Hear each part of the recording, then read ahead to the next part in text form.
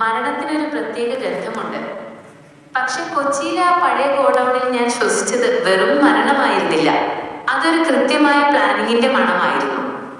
ഒരു തുള്ളി രക്തം പോലും വീഴ്ത്താതെ ഒരാളെ എങ്ങനെ ഇല്ലാതാക്കാം? നിയമങ്ങൾക്കും തെളിവുകൾക്കും അപ്പുറം ചിന്തിക്കുന്ന ഒരു കുറ്റവാളി നമുക്കിടയിലുണ്ടെങ്കിൽ അവനെ പിടിക്കാൻ നിയമത്തിന്റെ വഴി മാത്രം പോരാ. ഇതാണ് സിദ്ധാർത്ഥ് വർമ്മയുടെ കേസ് ഡയറി. കൊച്ചി നഗരം ഉറക്കത്തിലേക്ക് വഴുതി വീഴുകയായിരുന്നു. എന്നാൽ സിറ്റി പോലീസ് കമ്മീഷണർ ഓഫീസിൽ മാത്രം ലൈറ്റുകൾ അണഞ്ഞിട്ടില്ല. സിദ്ധാർത്ഥ് വർമ്മ തന്റെ ലാപ്ടോപ്പ് സ്ക്രീനിലേക്ക് നോക്കിയിരിക്കുകയാണ്. കഴിഞ്ഞ 3 മാസത്തിനിടെ നഗരത്തിൽ നടന്ന മൂന്നാമത്തെ തിരോധാനം. അപ്രത്യക്ഷരായവർ തമ്മിൽ ഒരു ബന്ധവുമില്ല. ഒരു ബിസിനസ്സുകാരൻ, ഒരു നഴ്സ്, ഇപ്പോൾ ഒരു കോളേജ് പ്രൊഫസറും.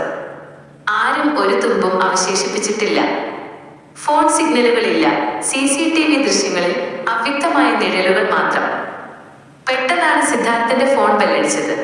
അത് സബ് ഇൻസ്പെക്ടർ നവീൻ ആയിരുന്നു. സാർ, മട്ടാഞ്ചേരിയിലെ ആ പഴയ പേപ്പർ മില്ലിന്റെ സൈഡിൽ ഒരു ബോഡി കണ്ടെത്തി. ഇത് നമ്മൾ വിചാരിച്ചതിലും ഭീകരമാണ്. 10 മിനിറ്റിനുള്ളിൽ സിദ്ധാർത്ഥ സംഭവ സ്ഥലത്തെത്തി. മഞ്ഞ വെളിച്ചത്തിൽ പോലീസ് ടേപ്പുകൾക്കിടയിൽ ആ മൃതദേഹം കിടക്കുന്നു. അത് പ്രൊഫസർ വിശ്വനാഥിൻ്റെതായിരുന്നു.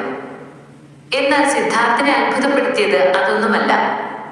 മൃതദേഹത്തിന് തൊട്ടടുത്ത് നിലത്ത് ചോക്കുകൊണ്ട് വരച്ച ഒരു രൂപമുണ്ടായിരുന്നു. അതൊരു വൃത്തമല്ല, ചതുരമല്ല, അതൊരു മനുഷ്യന്റെ തലയൊട്ടി സ്കളായിരുന്നു. അതിനുള്ളിൽ ഒരു വാച്ച് ഉണ്ടായിരുന്നു. ആ വാച്ചിലെ സൂചികൾ പിന്നിലേക്ക് ചലിക്കുന്നു. നവീൻ, ഇങ്ങോട്ട് നോക്കൂ.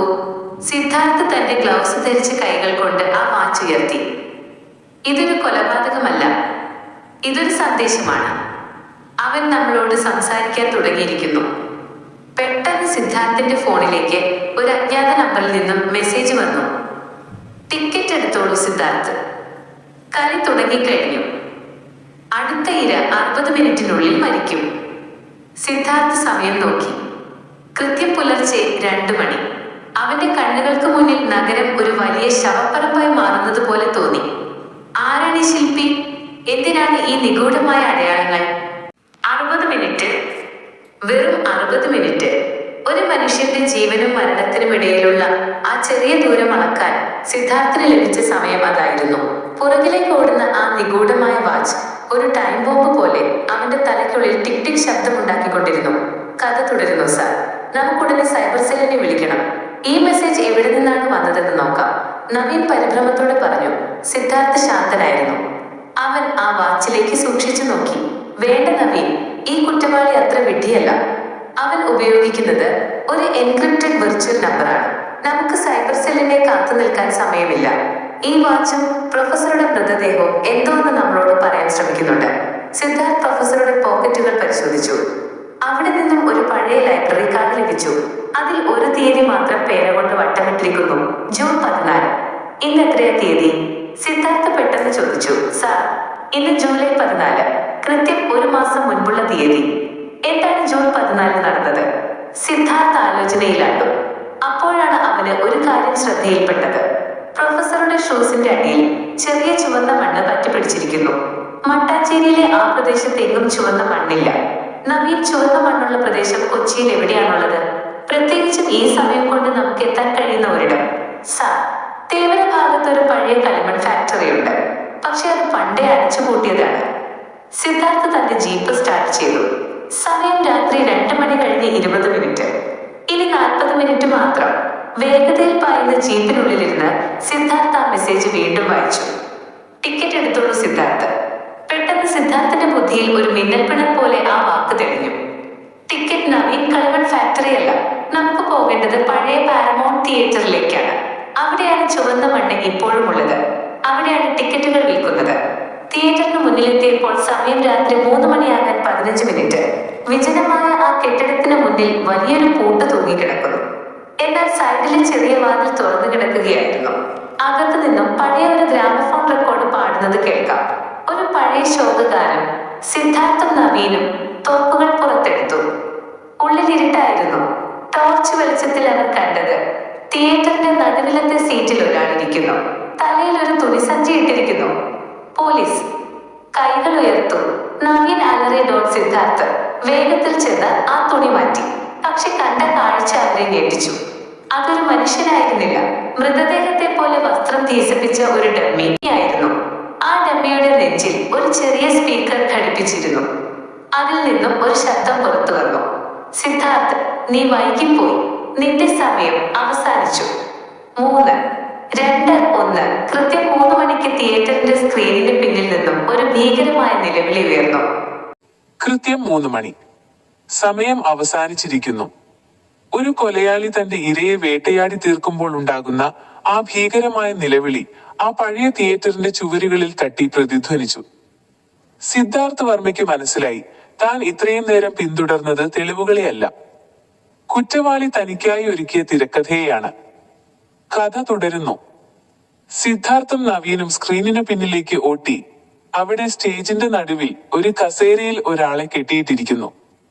കൊച്ചിയിലെ പ്രമുഖ ബിസിനസ്സുകാരനായ രാഹുൽ മേനോൻ ആയിരുന്നു അത്. അദ്ദേഹത്തിന്റെ വായിൽ പ്ലാസ്റ്റർ ഒട്ടിച്ചിട്ടുണ്ട്.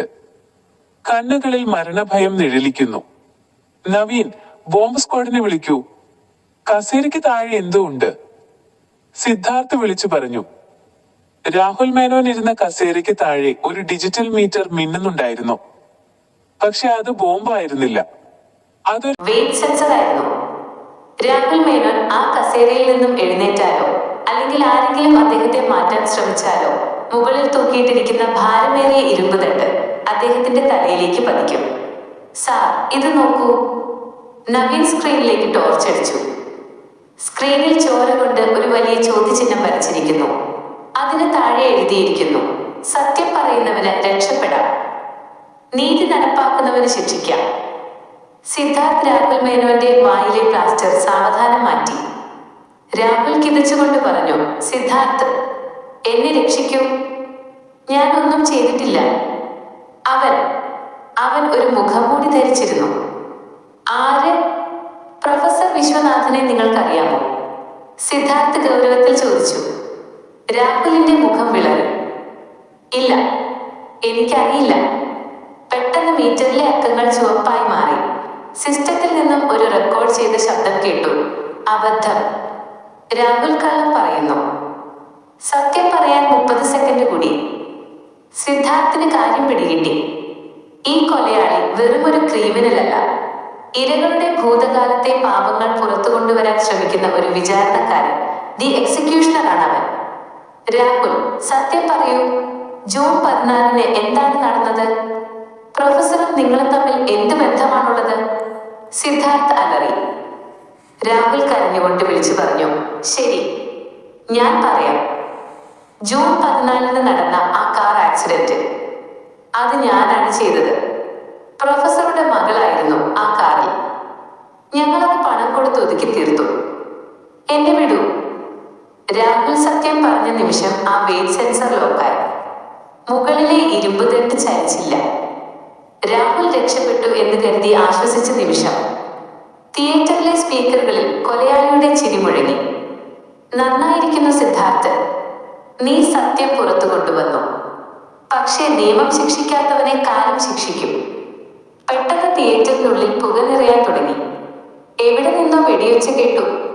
പക്ഷെ ആ വെടിയുണ്ട കൊണ്ടത് രാഹുലിനല്ല, മറിച്ച് സ്റ്റേജിന് മുകളിലെ വടത്തിലായിരുന്നു. സെക്കൻഡുകൾക്കുള്ളിൽ ഭാരമേറിയ ആ ഇരുമ്പ് തണ്ട് താഴേക്ക് പതിച്ചു. പക്ഷേ സിദ്ധാർത്ഥ് രാഹുലിനെ തള്ളി മാറ്റിയിരുന്നു. ഇരുവരും സ്റ്റേജിന് താഴേക്ക് വീണു. പുകമറയ്ക്കുള്ളിലൂടെ ഒരു നിഴൽ രൂപം തിയേറ്ററിന്റെ ബാൽക്കണിയിലൂടെ ഓട്ടി മറയുന്നത് സിദ്ധാർത്ഥ് കണ്ടു. നവീൻ, അയാളെ നോക്കൂ, ഞാൻ പിന്നാലെയുണ്ട്. സിദ്ധാർത്ഥ് ബാൽക്കണിയിലേക്ക് ഓടിക്കയറി. അവിടെ തറയിൽ ഒരു ചെറിയ സിഗരറ്റ് ലൈറ്റർ വീണ് കിടപ്പുണ്ടായിരുന്നു. അതിൽ ഒരു മുദ്രയുണ്ട്, മൈനസ് ഒരു പാമ്പിന്റെ രൂപം. ഒരു പാമ്പിന്റെ മുദ്ര, വെറും ഒരു അടയാളമല്ലാതെ. ചോരയും അധികാരവും കെട്ടുപിണഞ്ഞു കിടക്കുന്ന കൊച്ചിയിലെ ആഴക്കടലിലെ ഒരു രഹസ്യത്തിലേക്കുള്ള താക്കോലായിരുന്നു അത്. രാഹുൽ മേനോനെ രക്ഷിച്ചെങ്കിലും സിദ്ധാർത്ഥിന് മനസ്സിലായി, താനിപ്പോൾ നിൽക്കുന്നത് ഒരു വലിയ ചിലന്തി വലയുടെ അറ്റത്താണെന്ന്. കഥ തുടരുന്നു. സിദ്ധാർത്ഥ് ആ ലൈറ്റർ ഫോറൻസിക് ബാഗിലേക്ക് മാറ്റി. പുകയടങ്ങിയപ്പോൾ തിയേറ്ററിനുള്ളിൽ പോലീസ് സൈറനുകൾ മുഴങ്ങി. രാഹുൽ മേനോൻ ബോധരഹിതനായി കിടക്കുകയാണ്. സാർ, അവൻ രക്ഷപ്പെട്ടു. ബാൽക്കണിയിലെ എമർജൻസി എക്സിറ്റിലൂടെ അവൻ പുറത്തെത്തി. അവിടെ ഒരു ബ്ലാക്ക് മോട്ടോർ ബൈക്ക് പാർക്ക് ചെയ്തിട്ടുണ്ടായിരുന്നു. നവീൻ കിതച്ചുകൊണ്ട് പറഞ്ഞു. അവൻ രക്ഷപ്പെടാൻ വേണ്ടി തന്നെയായിരുന്നു ആ പുക ഉപയോഗിച്ചത് നവീൻ. പക്ഷെ അവനൊരു കാര്യം മറന്നു. ഈ ലൈറ്റർ. സിദ്ധാർത്ഥ് ആ മുദ്രയിലേക്ക് ടോർച്ചടിച്ചു. ഇതൊരു സാധാരണ പാമ്പല്ല. ഇതൊരു യൂറോപോറോസ് ആണ്. സ്വന്തം വാല് വിഴുങ്ങുന്ന പാമ്പ്. അനന്തതയുടെയും നാശത്തിന്റെയും അടയാളം. പിറ്റേന്ന് രാവിലെ സിദ്ധാർത്ഥ് തന്റെ സീക്രട്ട് ഇൻഫോമർ ലൂക്കയെ കാണാൻ ഫോർട്ട് കൊച്ചിയിലെ ഒരു പഴയ കഫേയിലെത്തി. ലൂക്ക, ഈ മുദ്ര നീ എവിടെയെങ്കിലും കണ്ടിട്ടുണ്ടോ?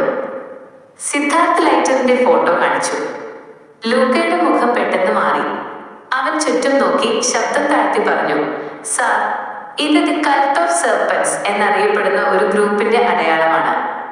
10 വർഷം മുൻപ് കൊച്ചിയിൽ ഇങ്ങനെയൊരു സംഘമുണ്ടായിരുന്നു. വലിയ കൊള്ളകളും കൊലപാതകങ്ങളും നടത്തിയവർ. പക്ഷെ പോലീസ് റെയ്ഡിൽ അവരെല്ലാവരും കൊല്ലപ്പെട്ടതാണല്ലോ. എല്ലാവരും കൊല്ലപ്പെട്ടോ? അതോ ആരെങ്കിലും ബാക്കിയുണ്ടോ? അവരുടെ ലീഡർ ഒരു പ്രൊഫസറായിരുന്നു എന്ന് കേട്ടിട്ടുണ്ട്. പക്ഷെ അത് ആരാണെന്ന് ആർക്കും അറിയില്ലായിരുന്നു. പെട്ടെന്ന് സിദ്ധാർത്ഥിന്റെ ഫോണിലേക്ക് ഫോറൻസിക് റിപ്പോർട്ട് വന്നു. തിയേറ്ററിൽ നിന്നും ലഭിച്ച വിരലടയാളം ആരുടെയുമായും മാച്ച് ചെയ്യുന്നില്ല. പക്ഷേ ആ സിഗരറ്റ് ലൈറ്ററിൽ നിന്ന് ലഭിച്ച DNA അംശങ്ങൾ ഒരു പഴയ കേസ് ഫയലിലെ ആളുമായി സാമ്യമുള്ളതാണ്. സിദ്ധാർത്ഥ് ആ പഴയ ഫയൽ തുറന്നു. അതിൽ കണ്ട പേര് അവനെ ഞെട്ടിച്ചു. ഡോക്ടർ ആര്യൻ ഷാ. ഇത് അസാധ്യമാണ്, സിദ്ധാർത്ഥ് സ്വയം പറഞ്ഞു. ഡോക്ടർ ആര്യൻ ഷാ 5 വർഷം മുൻപ് ഒരു ജയിൽ ചാട്ടത്തിനിടെ വെടിയേറ്റ് മരിച്ചതാണ്. മരണ സർട്ടിഫിക്കറ്റ് ഞാൻ കണ്ടതാണ്. അപ്പോഴാണ് നവീൻ OT വന്നത്. സാർ, രാഹുൽ മേനോൻ ആശുപത്രിയിൽ വെച്ച് കൊല്ലപ്പെട്ടു. ആരോ IV ഡ്രിപ്പിൽ വിഷം കലർത്തി. മൃതദേഹത്തിന് അരികിൽ ഒരു കുറിപ്പുണ്ട്. സിദ്ധാർത്ഥ് ആ കുറിപ്പ് വായിച്ചു. നീതി പൂർത്തിയായിട്ടില്ല. സിദ്ധാർത്ഥ്, നിന്റെ അടുത്ത സുഹൃത്താണ് അടുത്തത്. സമയം ഉച്ചയ്ക്ക് 12 മണി. സിദ്ധാർത്ഥ് വാച്ചിലേക്ക് നോക്കി. സമയം പകൽ 11 മണി കഴിഞ്ഞ് 15 മിനിറ്റ്. 45 മിനിറ്റ് മാത്രം ബാക്കി. സിദ്ധാർത്ഥിന്റെ മനസ്സിൽ ആ സുഹൃത്തിന്റെ മുഖം തെളിഞ്ഞു. അത് മറ്റാരുമല്ല, അവന്റെ ഏക സഹോദരിയും CT ഹോസ്പിറ്റലിലെ ഡോക്ടറുമായ അഞ്ജലിയായിരുന്നു. ഇത്രയും നേരം ഇതൊരു കേസ് മാത്രമായിരുന്നു സിദ്ധാർത്ഥിന്. എന്നാൽ ഇപ്പോൾ അതൊരു യുദ്ധമാണ്. സ്വന്തം രക്തത്തിന് നേരെ കൊലയാളി വിരൽ ചൂണ്ടുമ്പോൾ നിയമം നടപ്പാക്കുന്നവന്റെ കൈകൾ വിറയ്ക്കുന്നു. 45 മിനിറ്റ്. തന്റെ സഹോദരിയുടെ ജീവൻ നിലനിർത്താൻ സിദ്ധാർത്ഥ് വർമ്മയ്ക്ക് മുന്നിലുള്ളത് വെറും 45 മിനിറ്റ് മാത്രം. കഥ തുടരുന്നു. സിദ്ധാർത്ഥ് CT ഹോസ്പിറ്റലിലേക്ക് പാഞ്ഞു. ജീപ്പിന്റെ സൈറൻ മുഴങ്ങുന്നുണ്ടെങ്കിലും ട്രാഫിക് ബ്ലോക്ക് അവന്റെ വഴി തടസ്സപ്പെടുത്തി. നവീൻ, CT ഹോസ്പിറ്റലിലെ സെക്യൂരിറ്റിയെ വിളിക്കൂ. ഡോക്ടർ അഞ്ജലിയെ ഉടനെ അവിടെ നിന്നും മാറ്റണം. ആരെയും അവരുടെ അടുത്തേക്ക് അടുപ്പിക്കരുത്. സിദ്ധാർത്ഥ് ഫോണിലൂടെ അലറി. സിദ്ധാർത്ഥ് ജീപ്പ് റോഡരികിൽ ഉപേക്ഷിച്ച് അടുത്ത് കണ്ട ഒരു ബൈക്ക് തട്ടിയെടുത്ത് ഇടവഴികളിലൂടെ കുതിച്ചു. സമയം പകൽ 12 മണിയാകാൻ 15 മിനിറ്റ്. അഞ്ജലി അപ്പോൾ ഒരു സർജറി കഴിഞ്ഞ് പുറത്തേക്ക് വരികയായിരുന്നു. നഴ്സ് വന്ന് പറഞ്ഞു, ഡോക്ടർ, നിങ്ങളെ കാണാൻ ഒരാൾ വന്നിട്ടുണ്ട്. നിങ്ങളുടെ സഹോദരൻ അയച്ചതാണെന്ന് പറഞ്ഞു. അഞ്ജലി റിസപ്ഷനിലേക്ക് നടന്നു. അവിടെ നീളമുള്ള കോട്ട് ധരിച്ച മുഖംമൂടി വെച്ച് ഒരാൾ നിൽക്കുന്നുണ്ടായിരുന്നു. അവൻ അവളുടെ അടുത്തേക്ക് നടന്നു. അവന്റെ കയ്യിൽ ഒരു കുപ്പി വെള്ളം ഉണ്ടായിരുന്നു. ഡോക്ടർ അഞ്ജലി, സിദ്ധാർത്ഥ് സാർ പറഞ്ഞിട്ടാണ്. അയാൾ ആ വെള്ളം അവൾക്ക് നേരെ നീട്ടി. അഞ്ജലി അത് വാങ്ങാൻ കൈനീട്ടിയ നിമിഷം ദൂരെ നിന്നും ഒരു വെടിവെച്ച് മുഴങ്ങി. അഞ്ജലിയുടെ കയ്യിലിരുന്ന കുപ്പി തകർന്നു തെറിച്ചു. സിദ്ധാർത്ഥ് ഹോസ്പിറ്റലിന്റെ ഗ്ലാസ് വാതിൽ തകർത്ത് ഉള്ളിലേക്ക് ഓടിക്കയറി. അഞ്ജലി മാറും. മുഖം മൂടി ധരിച്ചയാൾ ഓടാൻ ശ്രമിച്ചു. സിദ്ധാർത്ഥ് അവന്റെ പിന്നാലെ പാഞ്ഞു. ഹോസ്പിറ്റലിന്റെ പാർക്കിംഗ് ഏരിയയിൽ വെച്ച് സിദ്ധാർത്ഥ് അയാളെ പിടികൂടി. ഒരു ശക്തമായ പോരാട്ടത്തിനൊടുവിൽ സിദ്ധാർത്ഥ് അയാളുടെ മുഖം മൂടി വലിച്ചു മാറ്റി. പക്ഷേ സിദ്ധാർത്ഥ് സ്തംഭിച്ചുപോയി. അതൊരു പ്രൊഫഷണൽ കൊലയാളിയായിരുന്നില്ല. അതൊരു മെഡിക്കൽ വിദ്യാർത്ഥിയായിരുന്നു. നീ എന്തിനാണിത് ചെയ്തത്? സിദ്ധാർത്ഥ് അവന്റെ കോളറിൽ പിടിച്ച് കുലുക്കി. എന്നെ അവൻ നിർബന്ധിച്ചതാണ് സാർ. എന്റെ അച്ഛനെ അവൻ തടവിലാക്കിയിരിക്കുകയാണ്. ഞാനിത് ചെയ്തില്ലെങ്കിൽ എന്റെ അച്ഛനെ അവൻ കൊല്ലും, ആ പയ്യൻ കരഞ്ഞുകൊണ്ട് പറഞ്ഞു. ആരാണ് അവൻ? എനിക്കറിയില്ല. അവൻ ഒരു ശബ്ദം മാത്രമാണ്. പക്ഷെ അവനൊരു കാര്യം പറയാൻ പറഞ്ഞു. യഥാർത്ഥ ഇര നിന്റെ സഹോദരിയല്ല, നീ തന്നെയാണ് സിദ്ധാർത്ഥ്. Double coat. പെട്ടെന്ന് സിദ്ധാർത്ഥിന് തന്റെ പോക്കറ്റിൽ ഒരു തണുപ്പ് അനുഭവപ്പെട്ടു. അവൻ നോക്കിയപ്പോൾ തന്റെ ഫോണിന് പകരം മറ്റൊരു ഫോൺ തന്റെ പോക്കറ്റിലിരിക്കുന്നു. പോരാട്ടത്തിനിടയിൽ ആ പയ്യൻ അത് അവന്റെ പോക്കറ്റിലിട്ടതാണ്. ആ ഫോൺ ബെല്ലടിച്ചു. സിദ്ധാർത്ഥ് അതെടുത്തു. ഹലോ സിദ്ധാർത്ഥ്, നിന്റെ സഹോദരി സുരക്ഷിതയാണ്. പക്ഷെ ഇപ്പോൾ നീ നിൽക്കുന്ന ആ പാർക്കിംഗ് ഏരിയയുടെ താഴെ 50 കിലോ RDX ഇരിപ്പുണ്ട്. നിനക്ക് പുറത്തേക്ക് കടക്കാൻ 2 മിനിറ്റ് സമയമുണ്ട്. പക്ഷെ ഒരു നിബന്ധന, നീ ഒറ്റയ്ക്ക് വരണം. കൊച്ചി പോർട്ടിന്റെ 10-ാം നമ്പർ ഗോഡൌണിലേക്ക്. നീ വന്നില്ലെങ്കിൽ ഈ ഹോസ്പിറ്റൽ ചാരമാകും. സിദ്ധാർത്ഥ് ചുറ്റും നോക്കി. അവിടെ 100 കണക്കിന് രോഗികളും നഴ്സുമാരുമുണ്ട്. നവീനും പോലീസും അങ്ങോട്ട് വരുന്നുണ്ട്. നവീൻ, എല്ലാവരെയും ഇവിടെ നിന്നും മാറ്റൂ, വേഗം, സിദ്ധാർത്ഥ് അലറി. സിദ്ധാർത്ഥ് തന്റെ ബൈക്കിൽ പോർട്ട് ലക്ഷ്യമാക്കി പാഞ്ഞു. 10-ാം നമ്പർ ഗോഡൌണിന്റെ മുന്നിലെത്തിയപ്പോൾ സമയം ഉച്ചയ്ക്ക് 12 മണി കഴിഞ്ഞ് 10 മിനിറ്റ്. ഗോഡൌണിന്റെ വാതിൽ സാവധാനം തുറന്നു. ഉള്ളിൽ ഇരുട്ടായിരുന്നു. പെട്ടെന്ന് വലിയ ലൈറ്റുകൾ തെളിഞ്ഞു. ഗോഡൌണിന്റെ നടുവിൽ ഒരു കസേരയിൽ ഒരാളിരിക്കുന്നു. അവന്റെ മുഖം നിഴലിലാണ്. അവന് ചുറ്റും ലാപ്ടോപ്പുകളും വലിയ സ്ക്രീനുകളും. സ്വാഗതം സിദ്ധാർത്ഥ്. മരണപ്പെട്ട ഡോക്ടർ ആര്യൻ ഷായെ കാണാൻ നീ ഇത്രയും ആഗ്രഹിച്ചിരുന്നോ? ആ കസേര സാവധാനം തിരിഞ്ഞു. സിദ്ധാർത്ഥിന്റെ കണ്ണുകൾ വിടർന്നു. അവിടെ ഇരിക്കുന്നത് ആര്യൻ ഷാ ആയിരുന്നില്ല. അത് സിദ്ധാർത്ഥ് ഏറ്റവും കൂടുതൽ വിശ്വസിച്ചിരുന്ന അവന്റെ മെന്ററായിരുന്ന റിട്ടയർഡ് IG മാധവൻ നായരായിരുന്നു. ജീവിതത്തിൽ നമ്മൾ തോറ്റുപോകുന്നത് ശത്രുക്കളുടെ മുൻപിലല്ല, മറിച്ച് നമ്മൾ ഏറ്റവും കൂടുതൽ വിശ്വസിച്ചവർ നമ്മളെ ചതിക്കുമ്പോഴാണ്. സിദ്ധാർത്ഥ് വർമ്മ എന്ന IPS ഓഫീസറെ വാർത്തെടുത്ത മനുഷ്യൻ, അവന്റെ ഗുരു മാധവൻ നായർ. ഇന്ന് അദ്ദേഹം ഒരു കുറ്റവാളിയുടെ വേഷത്തിൽ സിദ്ധാർത്ഥിന് മുൻപിലിരിക്കുന്നു. കഥ തുടരുന്നു. സിദ്ധാർത്ഥ് സ്തബ്ധനായി നിന്നുപോയി. തന്റെ കയ്യിലുണ്ടായിരുന്ന തോക്ക് സാവധാനം താഴേക്ക് താഴ്ന്നു. സർ, നിങ്ങൾ ഇത് വിശ്വസിക്കാൻ കഴിയുന്നില്ല. എന്തിന്? മാധവൻ നായർ ഒന്ന് ചിരിച്ചു. ആ ചിരിയിൽ പഴയ സ്നേഹമില്ലായിരുന്നു, പകരം കൈപ്പേറിയ എന്തോ ഒന്നായിരുന്നു. സിദ്ധാർത്ഥ്, നീ എപ്പോഴും ചോദിക്കാറില്ലേ എന്തുകൊണ്ടാണ് ഈ ലോകത്ത് നീതി നടപ്പാകാത്തതെന്ന്? നിയമം പഠിപ്പിക്കുന്നവർ തന്നെ അത് ലംഘിക്കുമ്പോൾ സാധാരണക്കാരന് എന്ത് നീതിയാണ് ലഭിക്കുക? മാധവൻ നായർ എഴുന്നേറ്റ് സിദ്ധാർത്ഥിന്റെ അടുത്തേക്ക് നടന്നു. നീ കണ്ട ആ പ്രൊഫസർ വിശ്വനാഥനും ബിസിനസ്സുകാരൻ രാഹുൽ മേനോനും, അവർ വെറും ഇരകളല്ല. 5 വർഷം മുൻപ് നടന്ന ആര്യൻ ഷാ കേസ് നിനക്ക് ഓർമ്മയുണ്ടോ? ഉണ്ട് സർ. ആര്യൻ ഷാ ഒരു സൈക്കോ കില്ലറായിരുന്നു. അയാൾ ജയിൽ ചാടാൻ ശ്രമിച്ചപ്പോൾ നിങ്ങൾ തന്നെയാണ് അയാളെ വെടിവെച്ചു കൊന്നത്. മാധവൻ നായരുടെ മുഖത്ത് ഒരു പരിഹാസം തെളിഞ്ഞു. അവിടെയാണ് നിനക്ക് തെറ്റിയത്. ആര്യൻ ഷാ ഒരു കൊലയാളിയായിരുന്നില്ല. അവനൊരു മെഡിക്കൽ മാഫിയയെ പുറത്തു കൊണ്ടുവരാൻ ശ്രമിച്ച ഒരു സത്യസന്ധനായ ഡോക്ടറായിരുന്നു. പ്രൊഫസർ വിശ്വനാഥനും രാഹുലും ചേർന്ന് അവനെ ഒരു കൊലയാളിയാക്കി മുദ്രകുത്തി. അന്നത്തെ സിസ്റ്റം അവരെ സഹായിച്ചു. ഞാൻ, നിന്റെ ഈ വലിയ ഗുരു, ഞാനാണ് അവനെ എൻകൗണ്ടർ എന്ന പേരിൽ കൊലപ്പെടുത്തിയത്. കാരണം അന്നത്തെ മന്ത്രിയുടെ ഉത്തരവ് അതായിരുന്നു. സിദ്ധാർത്ഥ് അമ്പരപ്പോടെ കേട്ടുനിന്നു. എന്നിട്ട് ഇപ്പോൾ എന്തിനാണ് നിങ്ങൾ ഈ കൊലപാതകങ്ങൾ ചെയ്യുന്നത്? കാരണം എന്റെ പാപങ്ങൾക്ക് പ്രായശ്ചിത്തം ചെയ്യണം സിദ്ധാർത്ഥ്. എന്റെ മകൾ, അവൾ ആര്യൻ ഷായെ സ്നേഹിച്ചിരുന്നു. അവൻ മരിച്ചതോടെ അവൾ ഭ്രാന്തിയായി ആത്മഹത്യ ചെയ്തു. അന്നു മുതൽ ഞാൻ തീരുമാനിച്ചതാണ്, ഈ കേസിൽ പങ്കെടുത്ത ഓരോരുത്തരെയും ഞാൻ വിചാരണ ചെയ്യും. നിയമത്തിന് ശിക്ഷിക്കാൻ കഴിയാത്തവരെ ഞാൻ ശിക്ഷിക്കും. അതിന് നിങ്ങൾ എന്നെ എന്തിനാണ് ഇതിലേക്ക് വലിച്ചിഴച്ചത്? സിദ്ധാർത്ഥ് ദേഷ്യത്തോടെ ചോദിച്ചു. കാരണം അടുത്ത ഇര ഞാനല്ല സിദ്ധാർത്ഥ്. അടുത്ത ഇര മറ്റൊരാളാണ്. അവൻ ഇപ്പോൾ നിന്റെ പോലീസ് സ്റ്റേഷനിലെ ലോക്കപ്പിലുണ്ട്.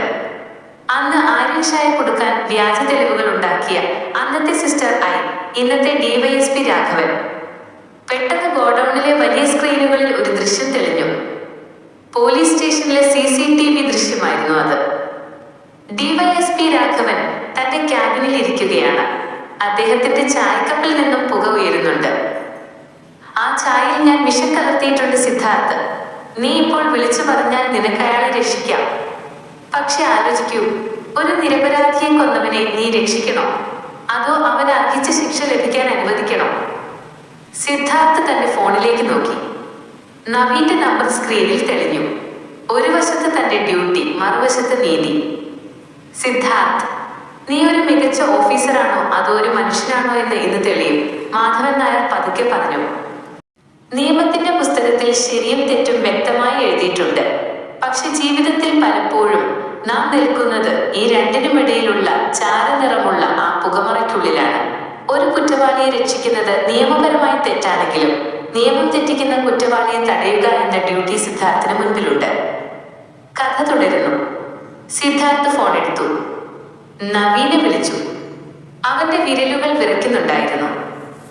നവീൻ, ഉടനെ ഡിവൈഎസ്പി രാഘവൻ സാറിന്റെ ക്യാബിനിലേക്ക് ചെല്ലൂ. അയാളുടെ ചായ കുടിക്കാൻ അനുവദിക്കരുത്. അയാളെ ഉടനെ ഹോസ്പിറ്റലിലേക്ക് മാറ്റണം. Do it now. Madhavan Nair പരിഹാസത്തോടെ ചിരിച്ചു. നീ നിന്റെ ഗുരുവിനെ തോൽപ്പിച്ചു സിദ്ധാർത്ഥ്. നീ ഒരു നീതിമാനാകാൻ ശ്രമിക്കുകയാണ്. പക്ഷേ നീ രക്ഷിക്കാൻ ശ്രമിക്കുന്നത് ഒരു കൊടും കുറ്റവാളിയാണ്. ഞാൻ അയാളെ രക്ഷിക്കുകയല്ല സർ. ഞാൻ അയാളെ നിയമത്തിന് മുന്നിൽ കൊണ്ടുവരികയാണ്. നിങ്ങളെപ്പോലെ ശിക്ഷാവിധി നടപ്പാക്കാൻ എനിക്ക് അധികാരമില്ല. കൊലയാളി ആരായാലും അയാൾക്ക് ശിക്ഷ ലഭിക്കണം. അത് രാഘവനായാലും നിങ്ങളായാലും. സിദ്ധാർത്ഥ് മാധവൻ നായർക്ക് നേരെ തോക്ക് ചൂണ്ടി. സറണ്ടർ ചെയ്യൂ സർ. നമുക്ക് ബാക്കി സ്റ്റേഷനിൽ സംസാരിക്കാം. മാധവൻ നായർ പതുക്കെ തന്റെ കൈകൾ ഉയർത്തി. പക്ഷെ അദ്ദേഹത്തിന്റെ കണ്ണുകളിൽ ഭയമില്ലായിരുന്നു. നീ വൈകിപ്പോയി സിദ്ധാർത്ഥ്. നവീൻ അവിടെ എത്തുമ്പോഴേക്കും എല്ലാം കഴിഞ്ഞിട്ടുണ്ടാകും. പെട്ടെന്ന് സിദ്ധാർത്ഥിന്റെ ഫോണിലേക്ക് നവീന്റെ കോൾ വന്നു. സാർ, ഞാൻ രാഘവൻ സാറിന്റെ റൂമിലെത്തി. പക്ഷേ എന്ത്? ചായ അയാൾ കുടിച്ചോ? ഇല്ല സാർ, ചായ അവിടെയുണ്ട്. പക്ഷെ രാഘവൻ സാർ ഇവിടെയില്ല. സാർ, ഇവിടെ മറ്റൊരു കുറിപ്പുണ്ട്. ഇത് സിദ്ധാർത്ഥ സാറിനുള്ളതാണെന്ന് എഴുതിയിട്ടുണ്ട്. സിദ്ധാർത്ഥ് ഞെട്ടിപ്പോയി. അവൻ മാധവൻ നായരെ നോക്കി. രാഘവൻ എവിടെ? മാധവൻ നായർ ശാന്തനായി പറഞ്ഞു. ഞാൻ നിന്നോട് പറഞ്ഞു, ഞാൻ ഒരു വിചാരണക്കാരനാണെന്ന്. നീ വിളിക്കുമെന്ന് എനിക്ക് അറിയാമായിരുന്നു. അതുകൊണ്ട് ഞാൻ നേരത്തെ തന്നെ കരുക്കൾ മാറ്റിയിരുന്നു. രാഘവൻ ഇപ്പോൾ എന്റെ തടവിലാണ്. ഞാൻ നിന്നെ ഇങ്ങോട്ട് വിളിച്ചത് അവനെ കൊല്ലാനല്ല, പകരം നിന്നെ ഒരു സത്യം കാണിക്കാനാണ്. മാധവൻ നായർ ഗോഡൌണിന്റെ മൂലയിലുള്ള ഒരു വാതിലിലേക്ക് വിരൽ ചൂണ്ടി. സിദ്ധാർത്ഥ് അങ്ങോട്ട് നടന്നു. വാതിൽ തുറന്നപ്പോൾ കണ്ട കാഴ്ച അവനെ തളർത്തിക്കളഞ്ഞു. അവിടെ രാഘവനെ ഒരു കസേരയിൽ കെട്ടിയിട്ടിരിക്കുന്നു. പക്ഷെ അതിനേക്കാൾ ഭീകരമായത് മറ്റൊന്നായിരുന്നു. ആ മുറി നിറയെ ഫയലുകളായിരുന്നു. സിദ്ധാർത്ഥ് അന്വേഷിച്ച എല്ലാ കേസുകളുടെയും യഥാർത്ഥ തെളിവുകൾ. അതിൽ സിദ്ധാർത്ഥിന്റെ അച്ഛന്റെ മരണവുമായി ബന്ധപ്പെട്ട ഒരു ഫയലും ഉണ്ടായിരുന്നു. നിന്റെ അച്ഛൻ ഒരു ആക്സിഡന്റിൽ മരിച്ചതാണെന്നല്ലേ നീ വിശ്വസിക്കുന്നത്? മാധവൻ നായരുടെ ശബ്ദം പുറകിൽ നിന്ന് കേട്ടു. അല്ല സിദ്ധാർത്ഥ്, അന്ന് ആര്യൻ ഷായെ സഹായിക്കാൻ ശ്രമിച്ച ഒരേയൊരു ഓഫീസർ നിന്റെ അച്ഛനായിരുന്നു. അയാളെ ഇല്ലാതാക്കിയത് ഈ രാഘവനാണ്. അന്ന് ഇതിനെല്ലാം കൂട്ടുനിന്നത് ഞാൻ. സിദ്ധാർത്ഥിന്റെ ലോകം കീഴ്മേൽ മറിഞ്ഞു. തന്റെ അച്ഛന്റെ കൊലയാളിയാണ് തന്റെ മുന്നിലിരിക്കുന്നത്. തന്റെ ഗുരു ആ കൊലപാതകത്തിന് കൂട്ടുനിന്നവനാണ്. സിദ്ധാർത്ഥിന്റെ കയ്യിലെ തോക്ക് രാഘവന്റെ തലയ്ക്ക് നേരെ നീണ്ടു. അവന്റെ വിരലുകൾ ട്രിഗറിൽ അമരാൻ വെമ്പി. ഇപ്പോൾ പറയൂ സിദ്ധാർത്ഥ്, നീ ഇപ്പോഴും നിയമത്തെ വിശ്വസിക്കുന്നുണ്ടോ? അതോ എന്റെ കയ്യിൽ നിന്നും ആ തോക്ക് വാങ്ങി നീതി നടപ്പാക്കണോ? മാധവൻ നായർ ചോദിച്ചു. മനസ്സിലെ മുറിവുകൾക്ക് നിയമം നൽകുന്ന നീതിയേക്കാൾ വലിയൊരു മരുന്നാണ് പ്രതികാരം. തന്റെ അച്ഛന്റെ അവസാന ശ്വാസം കവർന്നെടുത്ത മനുഷ്യൻ തൊട്ടുമുന്നിലിരിക്കുമ്പോൾ സിദ്ധാർത്ഥ വർമ്മയുടെ കൈകൾ വിറയ്ക്കുന്നത് ഭയം കൊണ്ടല്ല, മറിച്ച് വർഷങ്ങളായി ഉള്ളിൽ നേറുന്ന കനൽ ജ്വലിക്കുന്നത് കൊണ്ടാണ്. കഥ തുടരുന്നു. രാഘവന്റെ കണ്ണുകളിൽ മരണഭയം നിഴലിച്ചു. അവൻ എന്തോ പറയാൻ ശ്രമിച്ചു.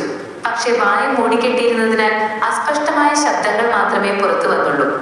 മാധവൻ നായർ സിദ്ധാർത്ഥിന്റെ തൊട്ടു പിന്നിൽ വന്നു നിന്നു. ആലോചിച്ച് സമയം കളയരുത് സിദ്ധാർത്ഥ്. നിന്റെ അച്ഛൻ മരിക്കുമ്പോൾ നീ എത്ര കരഞ്ഞതാണ്. നീ അന്ന് അയാളെ പിടിക്കാൻ ഇറങ്ങിയപ്പോൾ ഞാൻ തന്നെയാണ് നിന്നെ തടഞ്ഞത്. ഇന്ന് ഞാൻ നിനക്ക് അനുവാദം തരുന്നു. വെടിയുതിർക്കൂ. ഈ ഒരു വെടിയുണ്ടയോടെ നിന്റെ ഉള്ളിലെ എല്ലാ ഭാരവും ഒഴിയും. സിദ്ധാർത്ഥിന്റെ കണ്ണുകൾ ചുവന്നു തൊടുത്തു. അവന്റെ വിരൽ ട്രിഗറിൽ അമർന്നു. ആ നിമിഷം അവന്റെ അച്ഛന്റെ ചിരിക്കുന്ന മുഖം മനസ്സിലൂടെ കടന്നുപോയി. നിയമം കയ്യിലെടുക്കുന്നവൻ കുറ്റവാളിയാണ് സിദ്ധാർത്ഥ്, യൂണിഫോം ഇട്ടാലും ഇല്ലെങ്കിലും. അച്ഛൻ പണ്ട് പറഞ്ഞ വാക്കുകൾ അവന്റെ കാതുകളിൽ മുഴങ്ങി. പെട്ടെന്ന് സിദ്ധാർത്ഥ് തോക്ക് താഴ്ത്തി. അവൻ മാധവൻ നായരെ നോക്കി ഒരു ക്രൂരമായ ചിരി ചിരിച്ചു. നിങ്ങൾ വിചാരിച്ച പോലെ ഞാൻ വീണുപോയില്ല സർ. എനിക്ക് രാഘവനെ കൊല്ലാൻ ഒരു വെടിയുണ്ടയുടെ ആവശ്യമില്ല. പക്ഷേ എനിക്ക് നിങ്ങളെ തോൽപ്പിക്കണം. എന്നെ ഒരു കൊലയാളിയാക്കി മാറ്റുക എന്നതായിരുന്നു നിങ്ങളുടെ യഥാർത്ഥ ലക്ഷ്യം. ഞാൻ കൊലയാളിയായാൽ നിങ്ങൾക്ക് നിങ്ങളുടെ പാപങ്ങളിൽ നിന്നും മോചനം കിട്ടും. മറ്റൊരാളും എന്നെപ്പോലെ തെറ്റ് ചെയ്തു എന്ന് നിങ്ങൾക്ക് സമാധാനിക്കാം. പക്ഷേ ഞാനത് ചെയ്യില്ല. സിദ്ധാർത്ഥ് പതുക്കെ തന്റെ പോക്കറ്റിൽ നിന്നും ഒരു റെക്കോർഡർ പുറത്തെടുത്തു. നിങ്ങൾ ഇപ്പോൾ പറഞ്ഞ എല്ലാ കാര്യങ്ങളും ഇതിലുണ്ട് സർ. ആര്യൻ ഷായെ കൊന്നതും എന്റെ അച്ഛന്റെ കൊലപാതകത്തിൽ നിങ്ങൾക്കുള്ള പങ്കും. ഇത് ലൈവായി കമ്മീഷണർ ഓഫീസിലേക്ക് സ്ട്രീം ചെയ്യുകയായിരുന്നു. മാധവൻ നായരുടെ മുഖത്തെ ആത്മവിശ്വാസം കെട്ടുപോയി. നീ ഇതെപ്പോൾ?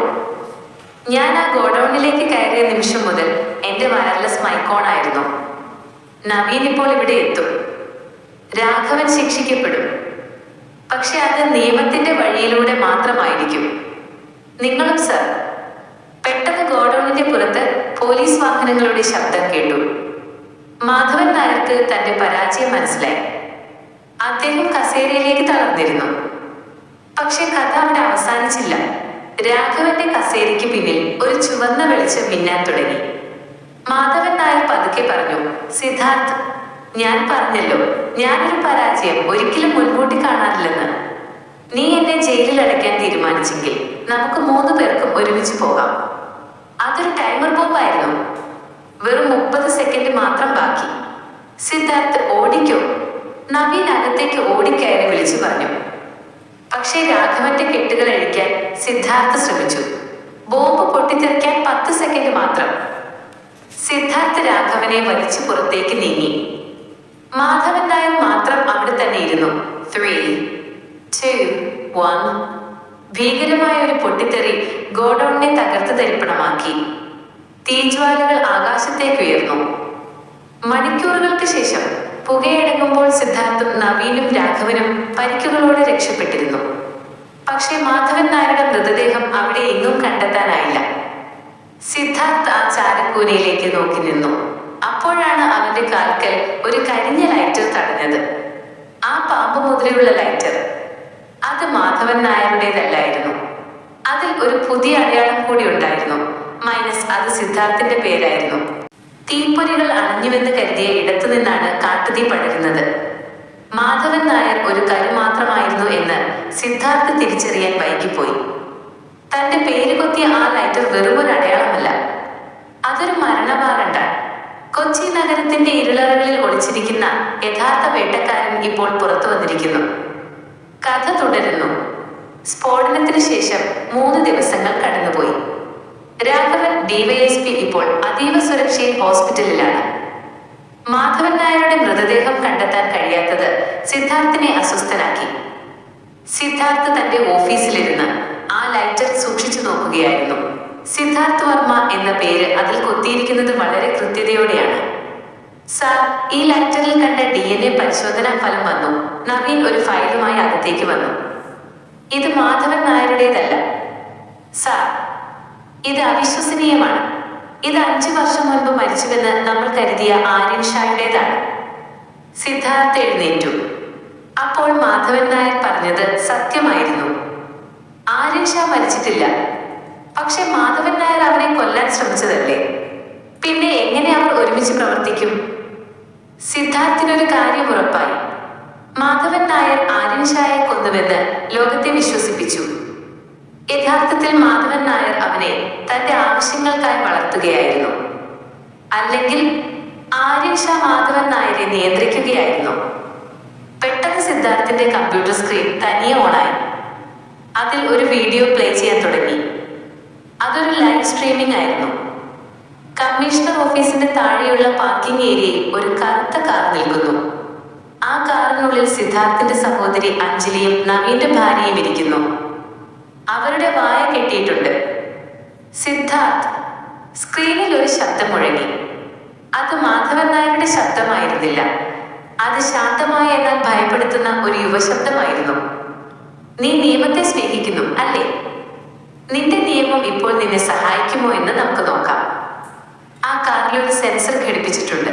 കമ്മീഷണർ ഓഫീസിലെ ആരെങ്കിലും ആ കാറിന്റെ 10 മീറ്റർ ചുറ്റളവിൽ വന്നാൽ അത് പൊട്ടിത്തെറിക്കും. ഇത് തടയാൻ നിനക്ക് ഒരു വഴിയേ ഉള്ളൂ. എന്താണത്? സിദ്ധാർത്ഥ് പല്ലിരുമി. പാലത്തിൽ പുക പടർന്നു. ആര്യൻ ഷാ ഞെട്ടിപ്പോയി. സിദ്ധാർത്ഥിന്റെ വെടിയുണ്ട രാഘവന്റെ തലയ്ക്കല്ല, പകരം ആര്യൻ ഷായുടെ കയ്യിലിരുന്ന ആ റിമോട്ട് കൺട്രോളിലാണ് തറച്ചത്. തന്റെ പദ്ധതി പാളിയെന്ന് മനസ്സിലാക്കിയ ആര്യൻ ഷാ സിദ്ധാർത്ഥിന് നേരെ വെടിയുതിർത്തു. സിദ്ധാർത്ഥ പാലത്തിന്റെ കൈവരിക്ക് പിന്നിലേക്ക് ചാടി. നവീൻ, നൗ! സിദ്ധാർത്ഥ് മൈക്കിലൂടെ അലറി. അതേസമയം കമ്മീഷണർ ഓഫീസിന്റെ പാർക്കിംഗ് ഏരിയയിൽ നവീനും ബോംബ് സ്ക്വാഡും കാറിനടുത്തെത്തി. സിദ്ധാർത്ഥ് റിമോട്ട് തകർത്തതോടെ കാറിലെ ജാമറുകൾ പ്രവർത്തനരഹിതമായിരുന്നു. ബോംബ് സ്ക്വാഡ് അതിവേഗം ആര്യൻ ഷായുടെ ഡിജിറ്റൽ ബോംബ് നിർവീര്യമാക്കി. അഞ്ജലിയും നവീന്റെ ഭാര്യയും സുരക്ഷിതരായി. പാലത്തിൽ സിദ്ധാർത്ഥും ആര്യനും തമ്മിൽ നേരിട്ടുള്ള പോരാട്ടം തുടങ്ങി. നിനക്ക് എന്നെ പിടിക്കാൻ കഴിയില്ല സിദ്ധാർത്ഥ്. ഞാൻ 5 വർഷം മുൻപേ മരിച്ചവനാണ്, ആര്യൻ ഷാ കിതച്ചുകൊണ്ട് പറഞ്ഞു. മരിച്ചവർ മണ്ണിൽ കിടക്കണം ആര്യൻ, അല്ലാതെ ജീവിച്ചിരിക്കുന്നവരെ പേടിപ്പിക്കുകയല്ല വേണ്ടത്. സിദ്ധാർത്ഥ് അവനെ കീഴ്പ്പെടുത്തി നിലത്തിട്ടു. പെട്ടെന്ന് ഇരുട്ടിൽ നിന്നും മറ്റൊരു രൂപം കടന്നു വന്നു. അത് മാധവൻ നായരായിരുന്നു. പൊട്ടിത്തെറിയിൽ നിന്നും അദ്ദേഹം രക്ഷപ്പെട്ടിരുന്നു. അദ്ദേഹത്തിന്റെ മുഖത്തിന്റെ പകുതി ഭാഗം കരിഞ്ഞു പോയിട്ടുണ്ട്. മാധവൻ സർ. വേണ്ട, സിദ്ധാർത്ഥ് വിളിച്ചു പറഞ്ഞു. മാധവൻ നായരുടെ കയ്യിലൊരു ഗണ്ണുണ്ടായിരുന്നു. അദ്ദേഹം അത് ആര്യൻ ഷായ്ക്ക് നേരെ ചൂണ്ടി. ഞാൻ വളർത്തിയ വിഷമാണ് നീ. നിന്നെ തീർക്കേണ്ടത് എന്റെ കടമയാണ്. സർ, നിയമം കയ്യിലെടുക്കരുത്. അവനെ കോടതിയിൽ ഹാജരാക്കണം. സിദ്ധാർത്ഥ് തടയാൻ ശ്രമിച്ചു. പക്ഷെ മാധവൻ നായർ സിദ്ധാർത്ഥിനെ നോക്കി സങ്കടത്തോടെ ഒന്ന് ചിരിച്ചു. സിദ്ധാർത്ഥ്, നീയൊരു മികച്ച ഓഫീസറാണ്. പക്ഷെ ഈ ലോകത്ത് ചില തിന്മകൾ കോടതിയിൽ തീരില്ല. എനിക്ക് എന്റെ മകളുടെ അടുത്തേക്ക് പോകണം. അതിനു മുൻപ് ഇവനെ ഞാൻ കൊണ്ടുപോകും. മാധവൻ നായർ ആര്യൻ ഷായെ കെട്ടിപ്പിടിച്ച് പാലത്തിന്റെ അങ്ങേയറ്റത്തേക്ക് നീങ്ങി. തന്റെ കോട്ടിനുള്ളിൽ അദ്ദേഹം ഒളിപ്പിച്ചു വെച്ചിരുന്ന മറ്റൊരു ചാവേർ ബോംബ് ആക്റ്റീവ് ചെയ്തു. സിദ്ധാർത്ഥ്, നിന്റെ അച്ഛൻ നിന്നെ ഓർത്ത് അഭിമാനിക്കും. Good bye my son. Siddharth തടയാൻ ഓടിയെങ്കിലും വൈകിപ്പോയി. വലിയൊരു സ്ഫോടനത്തോടെ മാധവൻ നായരും ആര്യൻ ഷായും പാലത്തിൽ നിന്നും താഴെ കായലിലേക്ക് പതിച്ചു. നിമിഷങ്ങൾക്കുള്ളിലെല്ലാം ശാന്തമായി. 2 ആഴ്ചയ്ക്ക് ശേഷം ഡിവൈഎസ്പി രാഘവൻ ഇപ്പോൾ അഴിക്കുള്ളിലാണ്. സിദ്ധാർത്ഥിന്റെ അച്ഛന്റെ കൊലപാതകവും ആര്യൻ ഷാ കേസും പുനരന്വേഷിക്കാൻ സർക്കാർ ഉത്തരവിട്ടു. സിദ്ധാർത്ഥ് വർമ്മ തന്റെ അച്ഛന്റെ ഫോട്ടോയ്ക്ക് മുന്നിൽ മെഡൽ വെച്ച് വണങ്ങി. അവന്റെ ഫോണിലേക്ക് ഒരു അജ്ഞാത സന്ദേശം വന്നു. നീ ജയിച്ചു എന്ന് കരുതേണ്ട സിദ്ധാർത്ഥ്. പാമ്പുപാല് മുറിച്ചാലും തല വീണ്ടും വളരും. കളി തുടങ്ങാനിരിക്കുന്നതേയുള്ളൂ. സിദ്ധാർത്ഥ് ആ മെസ്സേജ് ഡിലീറ്റ് ചെയ്തില്ല. അവൻ ജനലിലൂടെ നഗരത്തിലേക്ക് നോക്കി. ഇരുട്ടിൽ മറഞ്ഞിരിക്കുന്ന പുതിയ ശത്രുക്കളെ നേരിടാൻ അവൻ സജ്ജനായി കഴിഞ്ഞു.